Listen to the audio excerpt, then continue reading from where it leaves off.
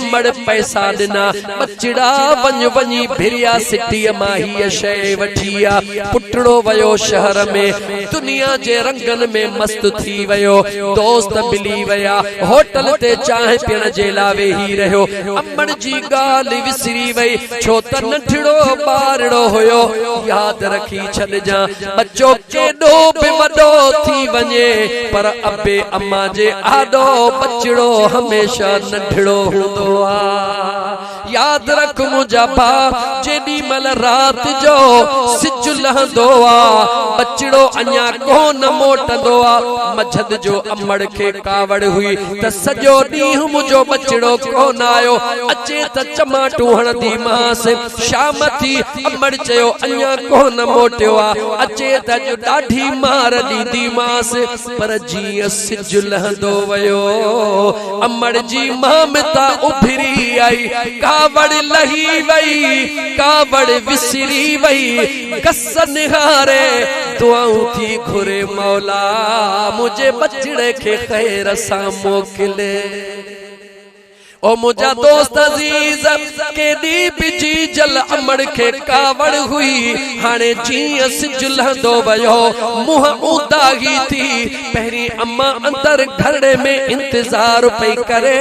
हाने अमड़ निकरी दरड़े ते बीठी आ हर ईंदड़ वींदड़ खे ॾिसी इहो थी समझे त मुंहिंजो फिदा अची वयो आ मुंहिंजो मुनवर अची वयो आ मुंहिंजो अख्तर अची वयो आ मुंहिंजो मोहम्मद हुसैन अची वयो आ लंघी वयो ॾिठई उहो कोन्हे उन खां पुछण लगी त मुंहिंजो बचड़ो काथे आ मुंहिंजा दोस्त अजीज होॾां बचड़ो भी जेॾी महिल रांदियूं खेॾी दोस्तनि खां वांदो थियो पंहिंजे घर ॾे अचण शुरू कयई ॻोठ जे ॿाहिरां आयो यादि अचे वयुसि अम्मा मूं ते ॾाढी कावड़ियल हूंदी बाबा ॾाढो कावड़ियल हूंदो अॼु ख़बर नाहे मुंहिंजो छा हाल कंदा दिल में ख़्याल कंदो तको मथे जे सूर जो बहानो कया या रोण जेड़ो मुंह कया अम्मा दे वन्या बस अम्मा कावड़ में अचे बस रुगी मां रोवण जेड़ो मुंह कया खबरात जी जल जी मामता मां कावड़ निकरी विंदी प्यार में भाकरो पाए चुमिन में शुरू थी विंदी आ बचड़ी वाला हो जरा गौर कयो उन जी जल अमड़ जे मथा ऐं उन दिल पर पीउ जे मथा जीअं बचड़ो ईंदो आ रात जा 8 थी वञनि 9 थी वञनि आधी रात थी वञे घरवारी भी सुम्ही पवंदी आ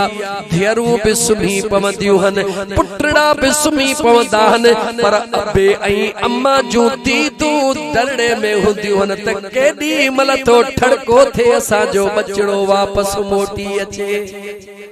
अजीज़ाने मिल जी बचड़ो वापस ईंदो आ जी जल अम्मा के केडी भी कावड़ हुंदी आ चमाटू कान हणदी आ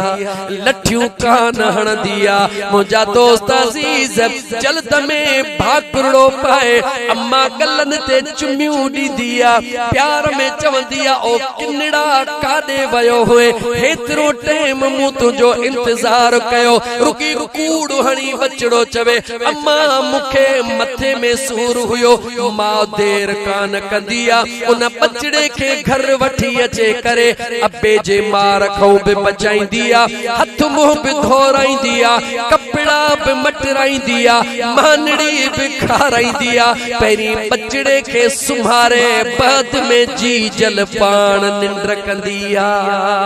इन जो नालो मावा इन जो नालो मावा